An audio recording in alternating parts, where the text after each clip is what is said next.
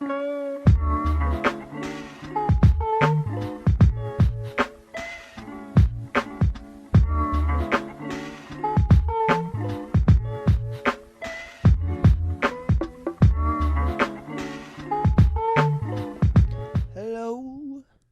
it's me.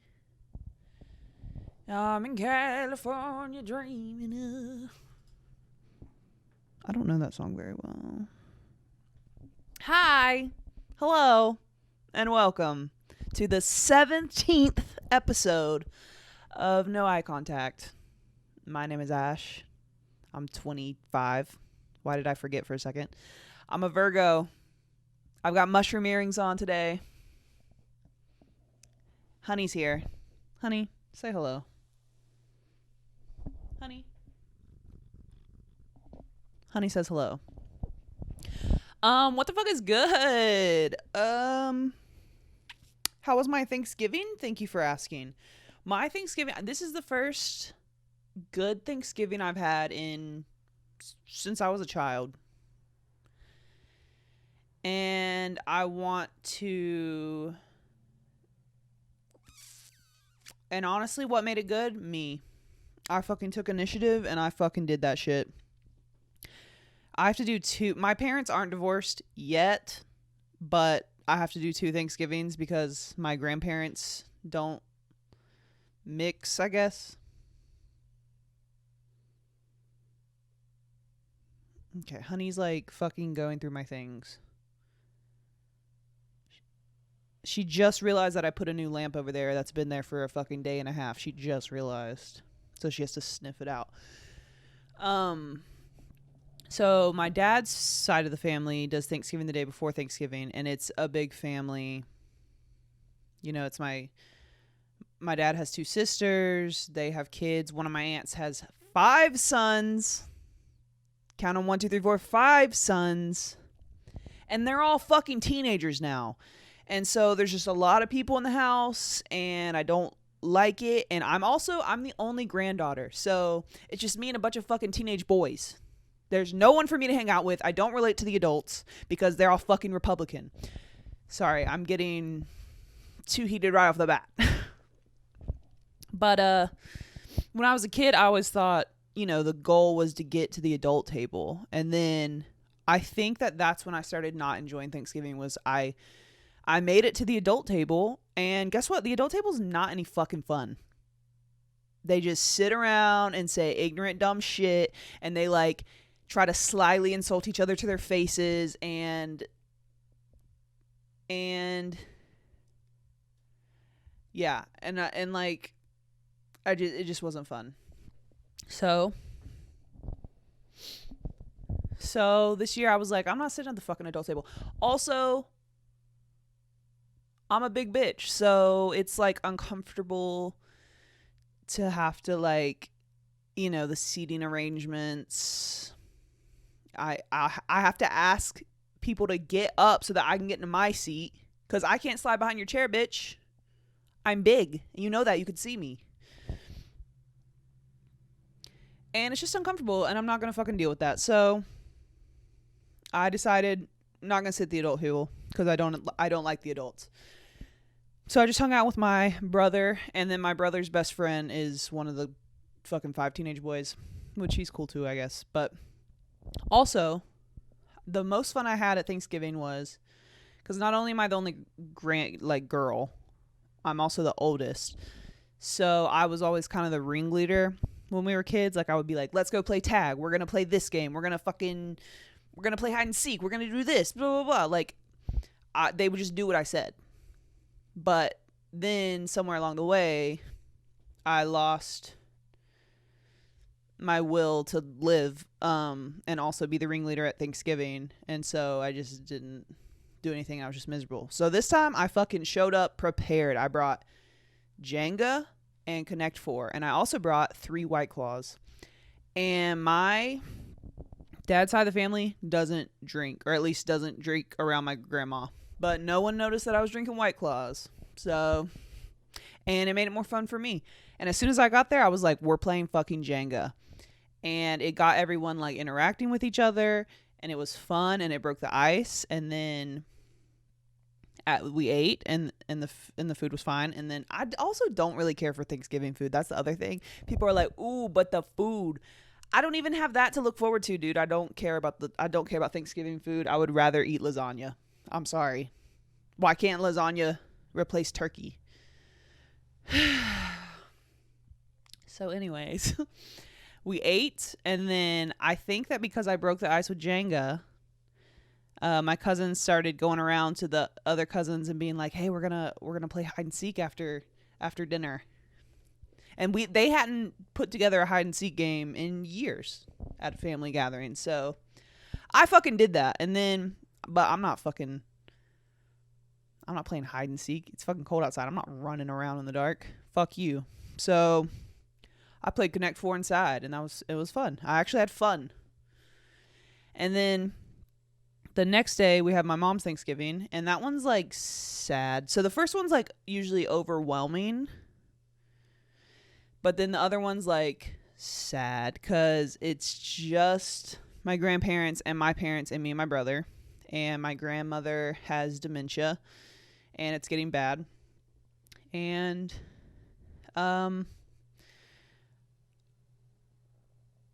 yeah, it's just fucking awkward. But last time I saw her, I had yellow in my hair, and she didn't know who I was. She kept being like, "Who's that lady?" And then sometimes she would be like, "Oh, no, yeah, we used to work together." Okay. But this time, because my hair is back to brown, and also right when I saw her, I was like, "Granny!" So like putting that in her mind. She couldn't remember my name, but she could remember that I'm her granddaughter. So I guess that's good. That's good. She kept getting distracted by my septum piercing. And like she would forget that we had already talked about the septum piercing, and then she would notice it again, and then she would like bring it up. So I just straight up had to flip it up so she would stop talking about it. But here's what made that Thanksgiving good. Is that for the first time ever, I drank at Thanksgiving. I actually got drunk. My brother and I both got drunk. And that's never before, and it made it very fun for us. I showed up early to Thanksgiving just because I was fucking ready and I was waiting around. So I showed up like probably 45 minutes early to Thanksgiving. My mom was still cooking.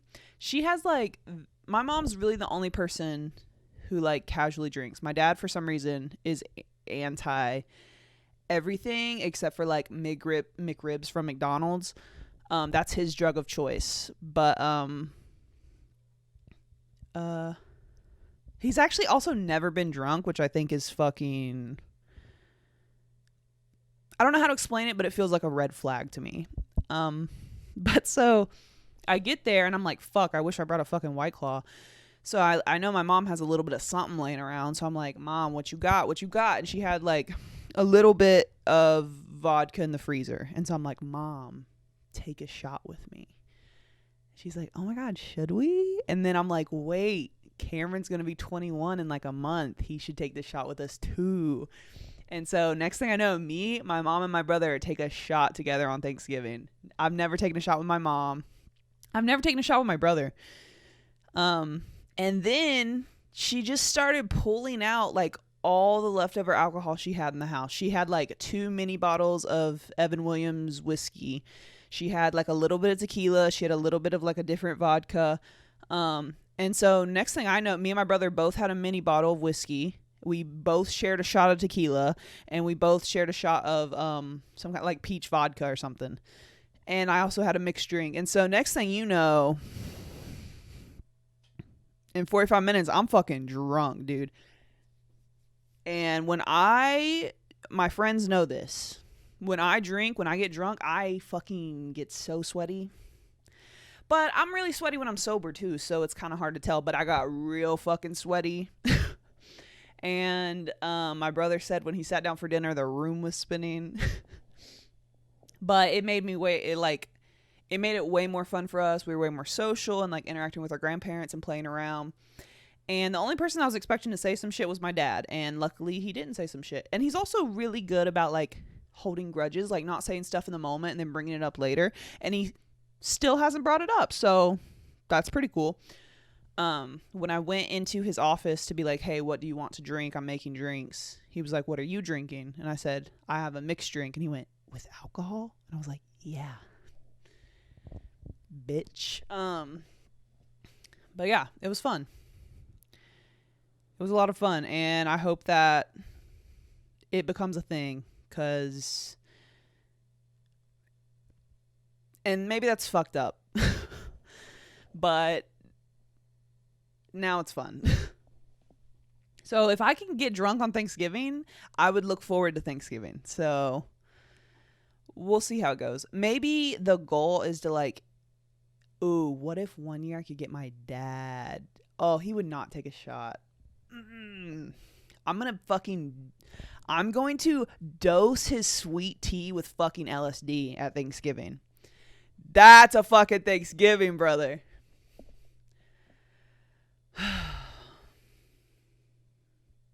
What else happened? Oh, after Thanksgiving. Oh my God. Okay. So after Thanksgiving, my brother's girlfriend, her name's Diana, came and stayed at my house over the weekend. And so I've met her before. She's great. Love her. She hadn't met like my parents and stuff. So she ended up meeting my parents. She ended up, they forced her to go to my grandparents' house. There were still like aunts and uncles there. So she had to meet all these fucking family members. They've only been dating for like 3 months, maybe. I don't know. Anyways, then after she had to meet everybody, we went to dinner with my parents. I went with, so they would be like a little less awkward for her. And it was fine. It was whatever. But then towards the end, my parents started to have a fight, and I kind of instigated the fight. And it was really uncomfortable for Diana, but to me, it was the most interesting part of dinner. But so here's what they've been fighting about. And they've been fighting about this for like a fucking week. Here's the fucking tea. Is that, so my dad's family, huge family, one of his sisters got a photographer, and they wanted to all meet in the mountains, all the family members, to have like fancy ass fucking pictures taken, right? And I remember I was there when my dad told me and my mom this. And my brother was at college at the time, so it's like he's out. I don't want to do that. I don't want to go spend my Saturday doing that. I don't like my family like that. I don't want pictures of me like that. I don't care. So I'm out. And my mom was like, oh, that sounds fun. We should go. I want to go get pictures taken of us. And then like maybe I could get a few of me. And then, yeah, she was really excited about it. And my dad immediately was like, absolutely not. We're not fucking going. I think his excuse, well, one, he also doesn't want to spend his day doing that. That's fair. But his other excuse is that he's fat and he doesn't want any pictures taken of himself. Hey, I get that, dude. Welcome to my entire life. But you gotta take pictures of yourself for like life, you know? Anyways. I'm not even high and I'm losing my train of thought.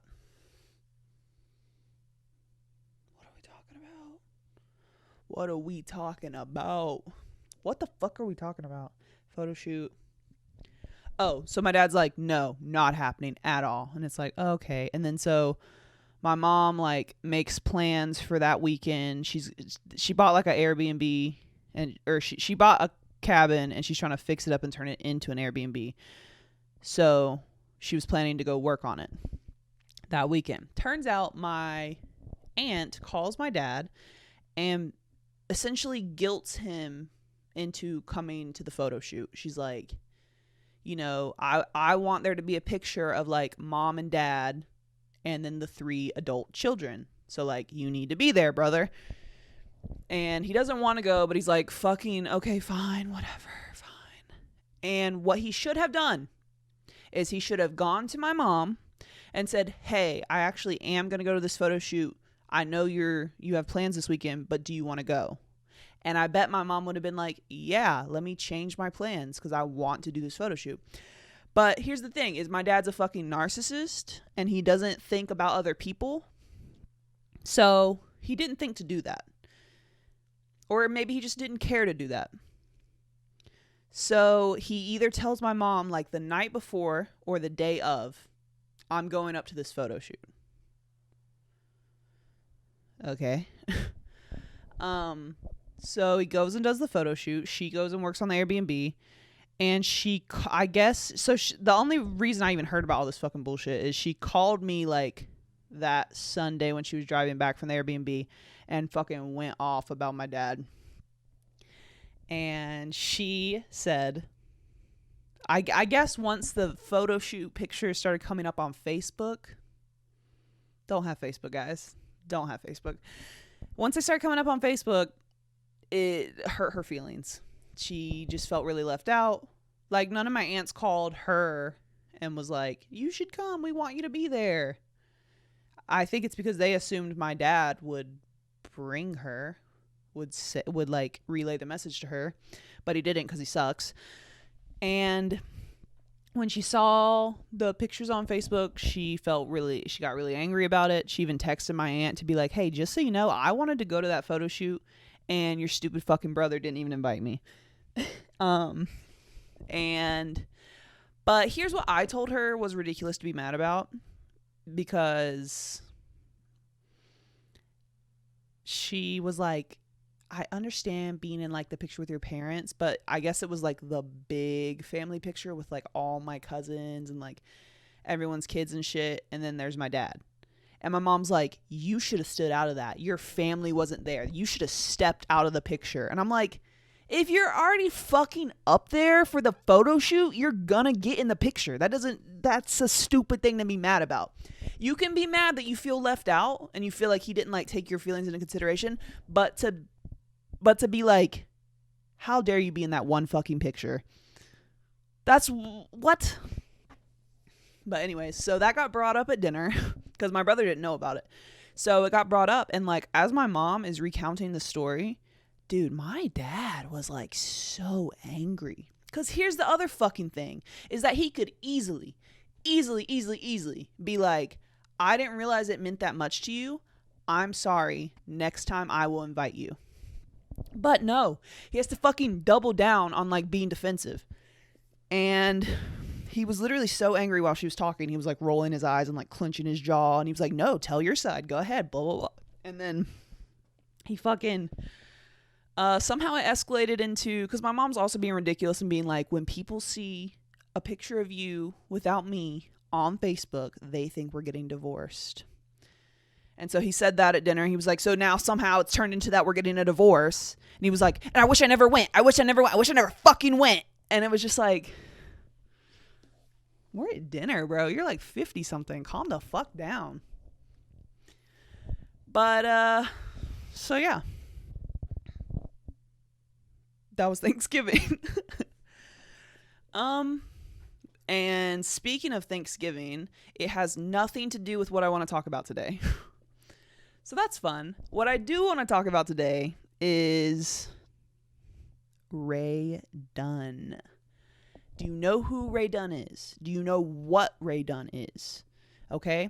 I'm acting like this is a fresh slate. You're a fucking alien. You just showed up on Earth. No, that doesn't work. It doesn't matter. You don't know who the fuck Ray Dunn is. Let's learn together.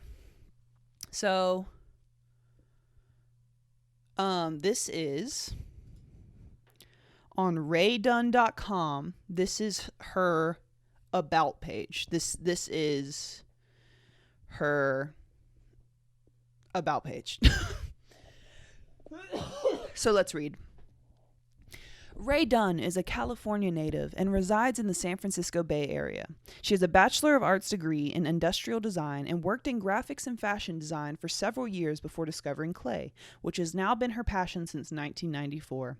Ray currently has a line of wares that is sold nationwide. Her inspiration comes from the earth. She finds beauty in simple shapes, natural forms, and found objects. Her work captures the simplicity and playfulness that are the cornerstones of her own life. A classical pianist, painter, and frequent world traveler, Ray has been influenced by many cultures and artistic pursuits. Ray's work is deceivingly straightforward. What? What does deceivingly straightforward mean? Is that not okay? Listen, I'm not smart, but I feel like that cancels each other out. I feel like you to be straightforward, that doesn't make any sense. I feel like, am I stupid? Deceivingly straightforward. Just say it's straightforward. What does that mean? Okay, anyways, here's a quote. I don't think my art is a reaction against the complexity of life today, but rather a way for me to embrace the joyful, spontaneous elements of daily life that seem to be wanting in so much of what we do. Today, more than ever, I think we all need to slow down and grasp that which is honest, real, and personally satisfying. I try to express those feelings in all of my work. End quote. Her work is strongly influenced by the Japanese aesthetic of wabi-sabi. I hope I'm saying that right. Wabi-sabi. That's what it looks like. Excuse me. Wabi-sabi, the beauty of things imperfect, impermanent, and incomplete. Here's a quote. I don't strive for perfection in line and form in my work because for me, the balance I'm trying to achieve can't be represented that way. The incompleteness and imperfection of my work is part of the story, just as the absence of something in our lives can stir powerful feelings and show us the way to wholeness. End quote. Built entirely by hand, Ray's work often elicits a physical response, asks to be touched, and provides a sense of reassurance. A sense of reassurance that we have our feet on the ground. Here's another quote. In my own way, I am driven to find that balance between expressing something that is deeply meaningful to me and creating a sense of joy that might quietly touch the lives of others. Wow. Beautiful. Profound. And you're in like, if you've never seen a Ray Dunn artwork, you're probably, I don't even know what you could be imagining. I mean, I'm just imagining like the most beautiful, profound, deceivingly straightforward pieces of art I could think of. And like, if you're not familiar with the Japanese aesthetic of wabi-sabi, let's just type in wabi-sabi. See, I feel so disrespectful when I just say it. I feel like I'm saying it so wrong. Okay, here's the Wikipedia definition. In traditional Japanese aesthetics, wabi-sabi is a worldview centered on the acceptance of transience and imperfection. The aesthetic is sometimes described as one of appreciating beauty that is imperfect, impermanent, and incomplete in nature.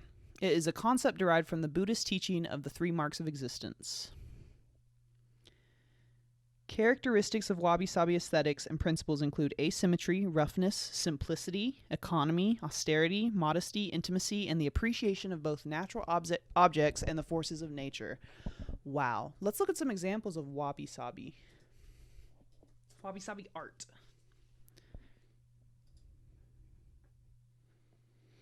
So this is what I usually think of, is like a fucking bowl and someone broke it, but then they put it back together with like gold. And they're like, wow, it's like imperfect. But we like made that art.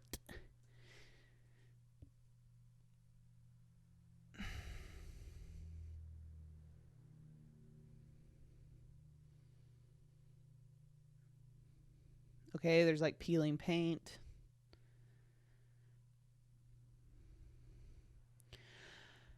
Okay, cool, I guess. Cool. Not for me, but cool. I get it.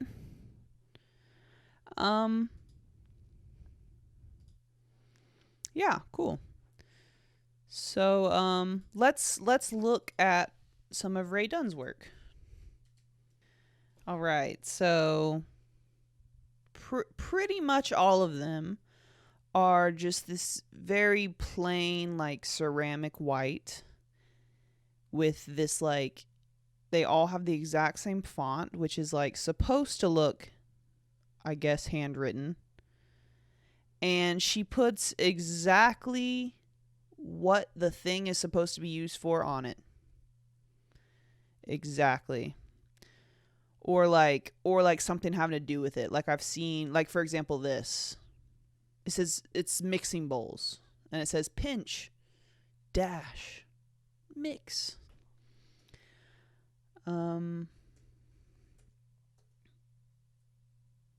His and hers. I've seen like a dog bowl that says woof. A coffee mug that just says coffee.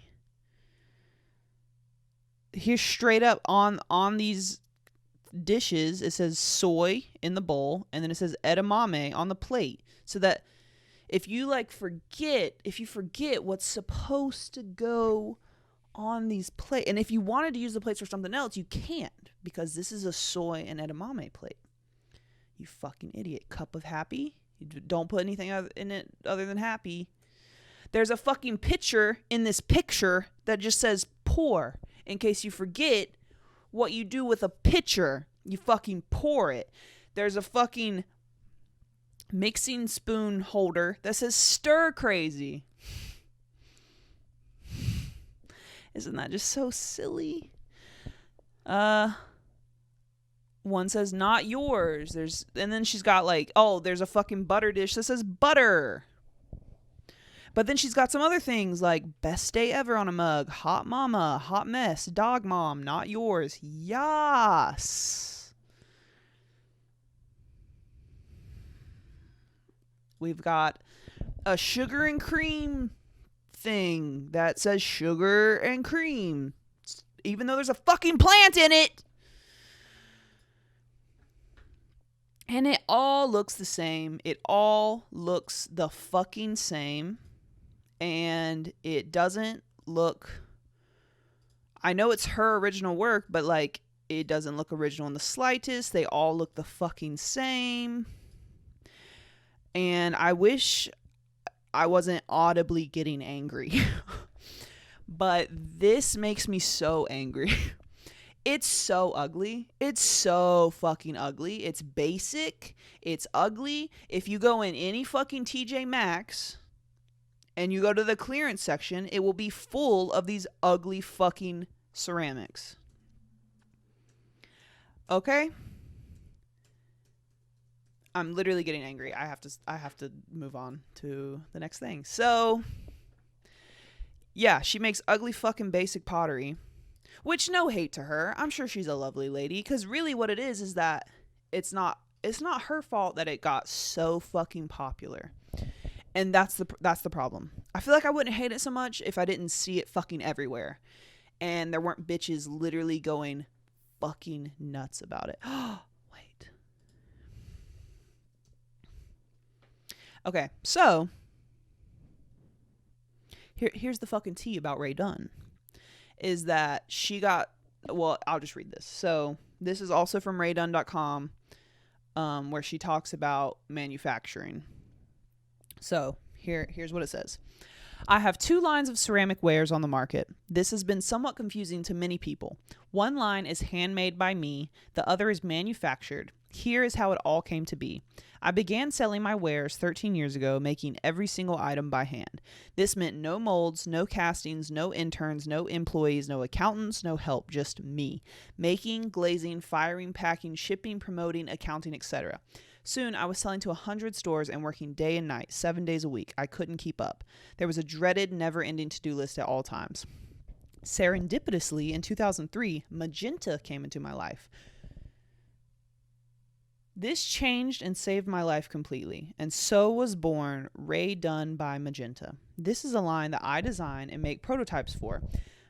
Magenta then has it manufactured in China, markets, promotes, and sells it all across the globe. I barely have to lift a finger compared to what I was doing. This has allowed me the time to focus on just a small exclusive line of handmade wares that I sell here into a select group of stores. If the piece is marked Rae Dunn, it was handmade by me. If it is marked Rae Dunn by Magenta, it was manufactured by my pals at Magenta. So, I mean, it makes sense. Like, she got so fucking popular that, like, you know, she had to fucking find somebody to help her. And it's cool that she is still able to, I don't know, make prototypes with them, and like still has like a pretty good creative hold on like her own work. But so apparently through research, because what I'm getting to is that there are some dumb fucking bitches who are obsessed with Ray Dunn. Obsessed with Ray Dunn pottery. It is a personality trait for them. It is their whole life. And they resell it. They go to the stores. They try to buy like exclusive items or new drops. And they resell it for like a bunch more than they got it for at like fucking TJ Maxx. And apparently, I'm trying to remember, I think it's mainly birdhouses and something else. But then also like even through Magenta, Ray Dunn does like basically seasonal lines, like new drops for each season kind of. So I guess when this new line drops, they like freak the fuck out. But so these fucking people are a menace to society, literally. It's like fucking, I don't even know I'm imagining like when there's Supreme drops and like all the fucking crusty teenagers are like lined up outside the store, but it's just like middle-aged, mainly white women, I'm assuming. But so there's this news video. Okay, so this is from WXYZ TV Detroit, Channel 7, from June 7th, 2018. And it's about 2 minutes, but we're just going to give her a gander. Talking about these fucking people. Next time you're at Marshall's, TJ Maxx, or Home Goods, you might want to check the kitchenware department. There's a new frenzy brewing over a brand of pottery called Ray Dunn. It's Wednesday at a home goods store in an undisclosed location. We just come at Wednesday, like 11:30. Where a group of women waits for a shipment of Ray Dunn pottery. They did not want to give their names and asked us not to reveal which store they were in because it's their little secret. You got to figure out when the truck is, and you got to stand around the store waiting. Michael Victor was among the shoppers. He scouts for Ray Dunn pieces for his wife, an avid collector. Ray Dunn is sold exclusively at Marshall's, TJ Maxx, and Home Goods, often for just $10 or $20. But then the pieces are showing up on eBay for over $100. We found a set of these bowls selling for $94, a Halloween serving bowl famously sold for $300, and a cute birdhouse now has asking prices well into the hundreds. So Tweet Birdhouse, which is like $15, and they sell it online for up to $300 for this birdhouse. I don't understand it at all. It's almost like adult Beanie Babies. Tracy Alexander owns a kitchen craft shop and says customers are asking her if she sells Ray Dunn. Answer, no, but Mud Pie has the same look without the frenzy. This is from a company called Mud Pie. The look is very, very close. But Dunnies, as they're called, only want Ray Dunn. And Mike Victor finds himself reluctantly in the hunt too when he's not Facebooking with the Husbands of Ray Dunn Addicts support group. Ray Dunn is the name of the artist who designs the pieces, which change every few months, making the old ones so valuable. So keep your eyes open when you're shopping, Davy Lou. Oh, sure, I'll do that. Absolutely. Nina. Wow. So much to unpack. First of all, Dunnies. They call themselves Dunnies. Never. I don't remember that. I've never seen that, but that's fucked. Also the Ray Dunn husband support group on Facebook sounds about white. So I've watched a bunch of videos of like people who work at TJ Maxx and Home Goods and stuff talking about how fucking annoying these people are. So basically, they like know when the truck comes or whatever. and they are outside of the store before it opens. And then when you open the door, they are fucking running through the store to where the Ray Dunn stuff is, and they are fighting each other for it.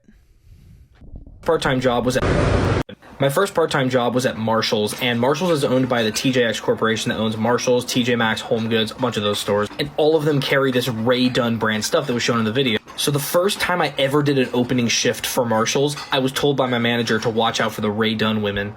And I was like, what's a Ray Dunn woman? They basically told me that it was this group of women who would go to the Home Goods across the freeway from our Marshalls and then to our Marshalls every single morning and buy out all of the Ray Dunn stuff that we had. They would seriously...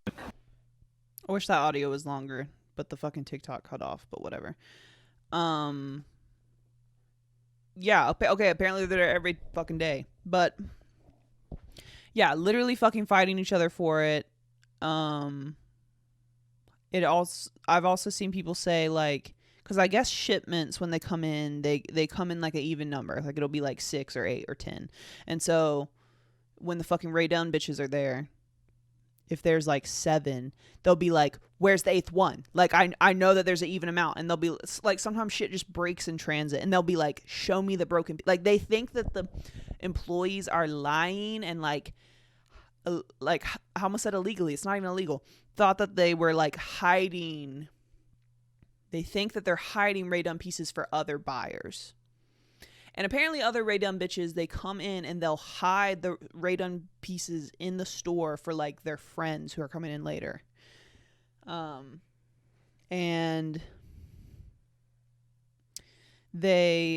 employees, they think that the employee, I think I have a video of a girl. I don't even remember what I was looking for. Oh, okay. This is a bitch who works at a retail store talking about her experience with these Ray Dunn women. I just don't get it, dude. I think they're fucking ugly. I think if you bought like I think that you could make something cuter yourself, but I just don't get why they're being resold. I don't get the people fucking collect this shit, and like their entire kitchen will be fucking Ray Dunn shit that just has like one word on everything. And it's so ugly. Like, if you have 1 or 2, that's fine. If you think it's cute, whatever. But like, if that's your fucking personality, like, I really want to say kill yourself, but I shouldn't say that, right? Get a better personality. That's what I'll say. Okay, so this is a bitch talking about her experience working there. How would they know? Okay, so Ray Dunn. Okay, so Ray Dunn, if you don't know about Ray Dunn, go ahead and search it on TikToks. The videos are insane. I'm just going to tell you some of the things that the Ray Dunn women do at my store. This behavior is absolutely unacceptable, but unfortunately, it's so common amongst that community, it's the standard. So, here we go. So most of the items that we receive are in pairs, like 2, 4, 6, 8. Who do we appreciate? Not fucking Ray Dunn. With the exception of canisters and birdhouses, we'll have like singles of those. But when the resellers are snatching everything off the shelves, if it's an odd number, they'll immediately go to the manager and demand to see where the last, to make it even, where those pieces are. 100% of the time, it is broken in transit. We mark it out, we put it to the side. They will then demand that the managers physically show them the broken pieces of ceramic so that way they can verify the inventory. And if, like, let's say we've already marked it and thrown it in the garbage, they will then call corporate and list every single person that is working that day and accuse them of stealing, favoritism, reselling, buying it for themselves, whatever conspiracy they can cook up that day, that's what they're going to go with. After they verify what's on the shelves and they do a loop of the store, they're then going to create a line and stand right where you come out of the back room so then they can verify every single merchandise. And guess how long they'll be in our store just fucking loitering? 8 hours plus.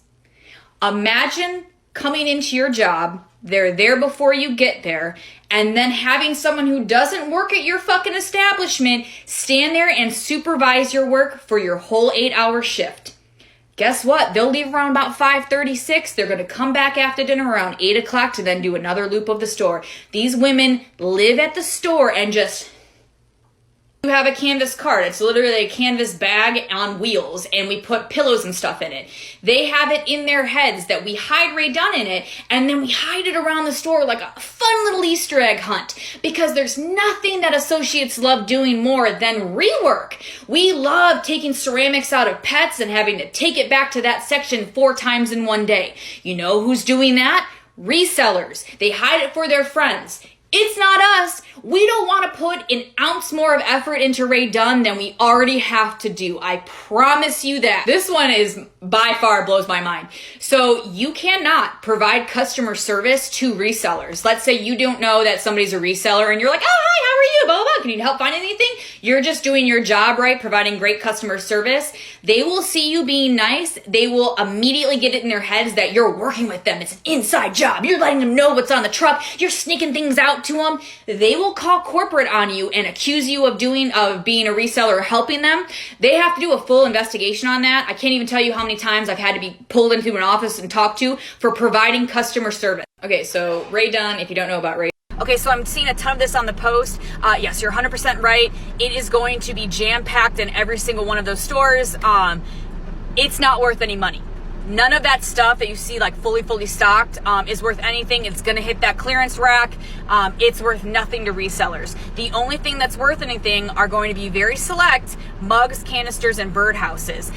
And we only tend to get like 1, maybe 2 of those items in, and that's why the resellers are so like. Y'all, these women are fighting over Rae Dunn. Like, this is ridiculous. I don't know what you're talking about. Because I'm a true ghetto bitch. I come from the hood. Yeah. I'm gonna be hood as hell.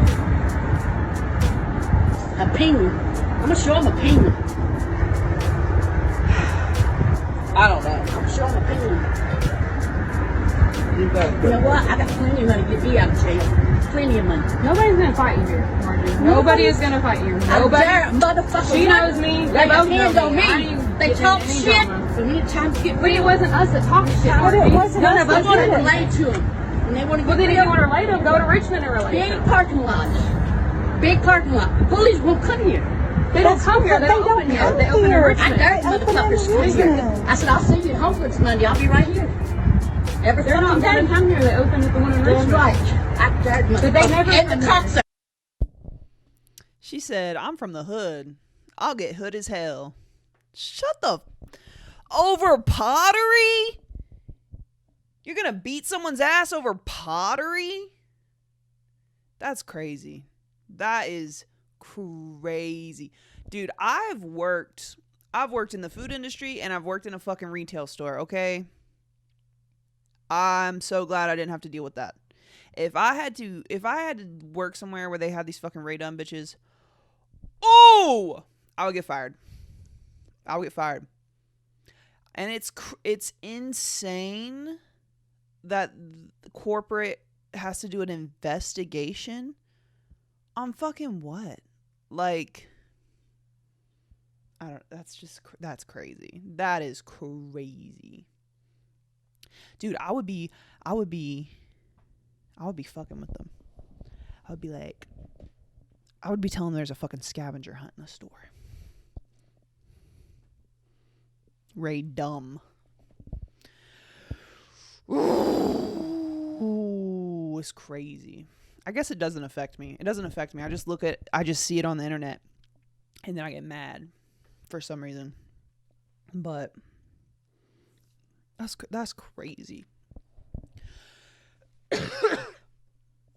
It's just so ugly. I just don't get it because, like, it's just so fucking ugly. And it's like, have better taste. And it's, just like, it's just like, get a better person. You know why I don't think I like it? I think I don't like it because it really, the bitches that I imagine collecting Rae Dunn and going bonkers for Rae Dunn are how do I put this lightly? A little more on the conservative side, a little more traditional, a little more, hashtag women for Trump. And so the taste makes sense. The taste makes sense. Oh my God, dude. If I walked into someone's house and saw that, I think I would question everything about myself. I would question everything about like all my life choices that led me to this moment that I'm walking into this person's house.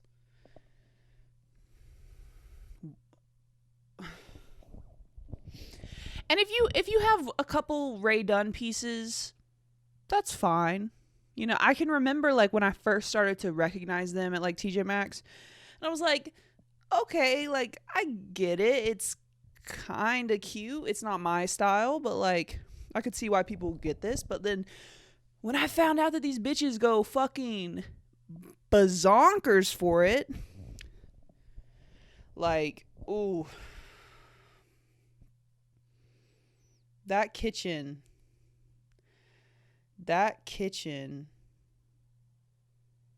is a red flag if I've ever seen one. One of my good friends works at like a very popular retail store, and luckily it's not one that sells Ray Dunn. Cause I know Miranda would be slapboxing these bitches. I know that. Oh, I just feel so bad for the fucking retail workers. I really do. Cause you know it's a bunch of fucking Karens. You know that's what it is. It's fucking Karen culture. That's what it is. Karen culture. And I did find this Ray Dunn interview where she like kind of addresses the craziness. And no hate to Ray Dunn. She seems super fucking sweet. She's like an adorable little lady.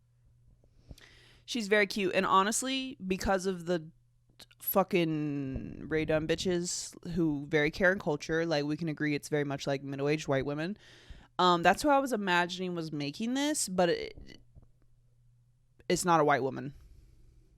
She doesn't look like a Karen at all. She looks very sweet.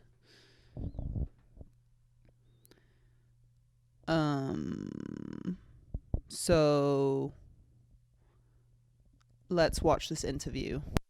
I'm so not a wordy person.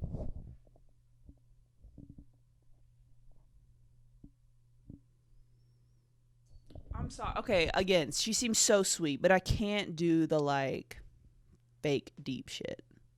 It's deceivingly straightforward.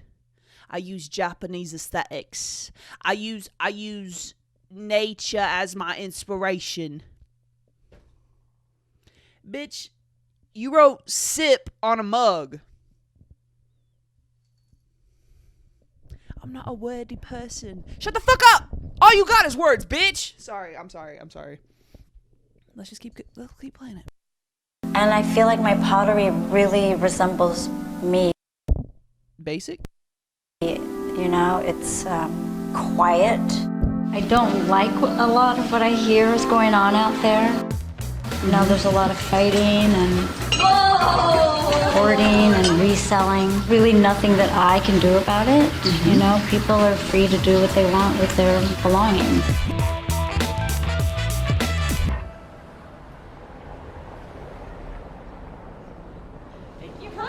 I really have a hard time expressing myself, and that's why when I found clay, I found my voice, because I could just communicate through that. It's tactile and it's humanizing, you know, people could tell if someone made it. And it's imperfect, and we're all imperfect. My pottery is very much who I am. These plates were the very first thing that I made in pottery, and it's, you know, imprinted into the clay.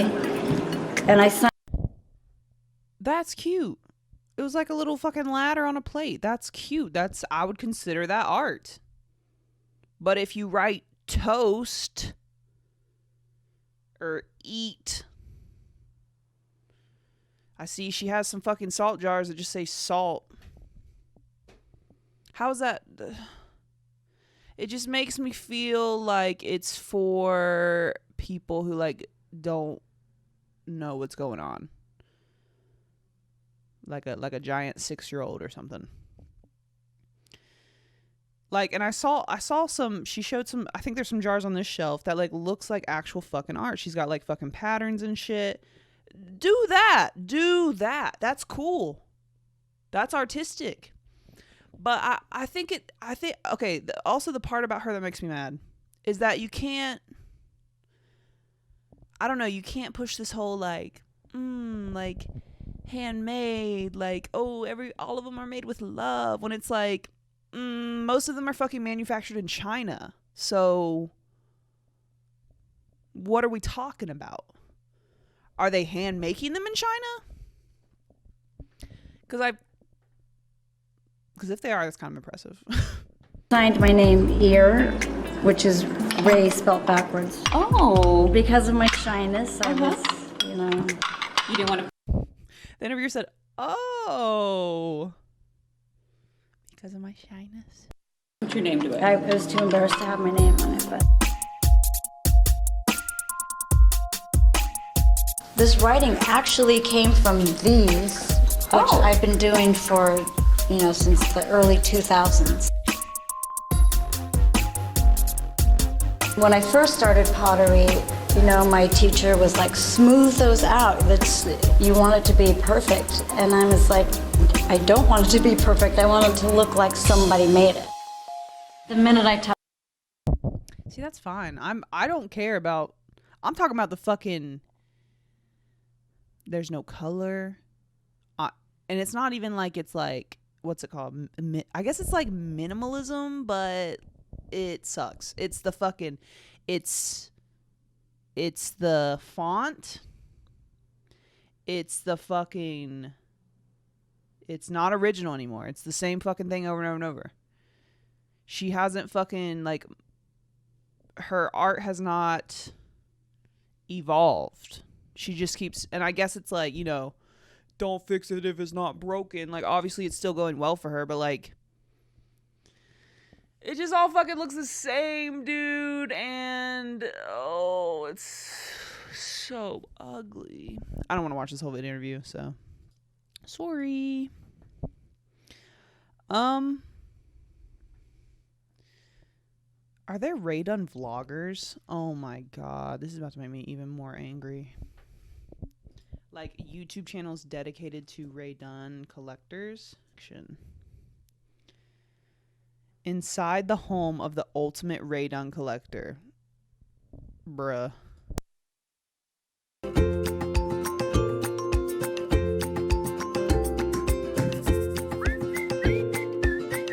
Hi, my name is Marie and I am the face behind Simply Andrews on Instagram. I am a Ray Dunn collector. I've been collecting since late 2017 and I am excited to share with you my collection today.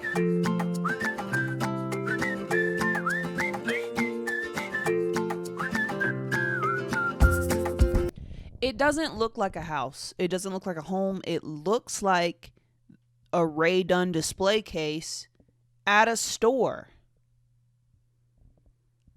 It doesn't give style. It doesn't give taste. It makes me feel sad to look at it.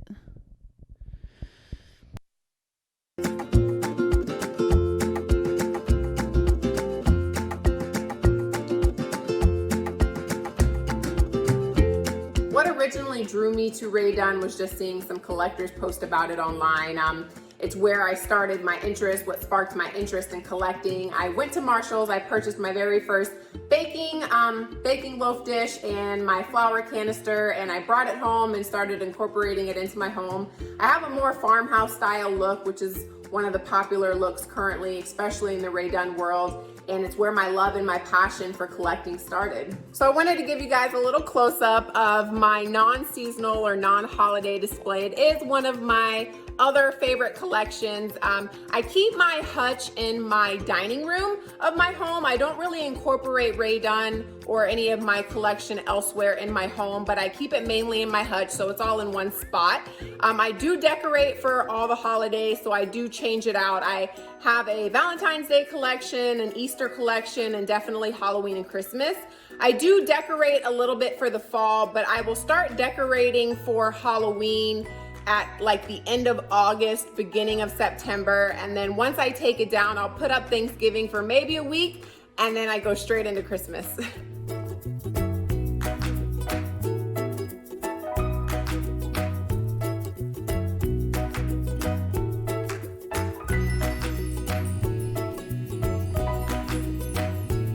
I love stacking plates. The stack plates are definitely a go-to, or one of my most popular ways I style a lot of my collection. I'll also use other pieces that I don't necessarily display but work really well for elevating my pieces. I'll make sure all of my items are easily viewable, so using wooden risers that you can find in stores. I have this wooden riser. I also will incorporate wooden stands that you can also find, but I don't necessarily make them viewable. One way I stack my items, like most collectors, is just by using rice. You put the rice inside the measuring cups or in your bowls. It's just an easy way to display it, and it's also pretty inexpensive. Once most of my items are in my... These bitches aren't even using these things. They're using it as a decoration, and it's not even fucking cute. Maybe I'm being ridiculous for fucking hating on this, but I mean, that lady seems cute. Like, she had a cute outfit on. I would like to see what the rest of her house is styled as. Also, the farmhouse style, very popular. Kind of a Karen vibe. And I would say most of my family members have that. And guess what they are? Karens. And do they have Ray Dunn? Probably. It's just fucking basic. Like, it's just fucking, just do better, you know? And also stop harassing the service workers, dude. The shit's ridiculous. In conclusion, Ray Dunn, it's fine, but y'all are fucking weird. Get better style, get better taste, get a better fucking hobby, get a better fucking life, get a better fucking personality.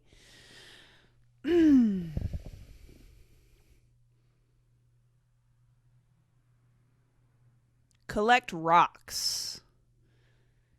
I actually do have a rock collection.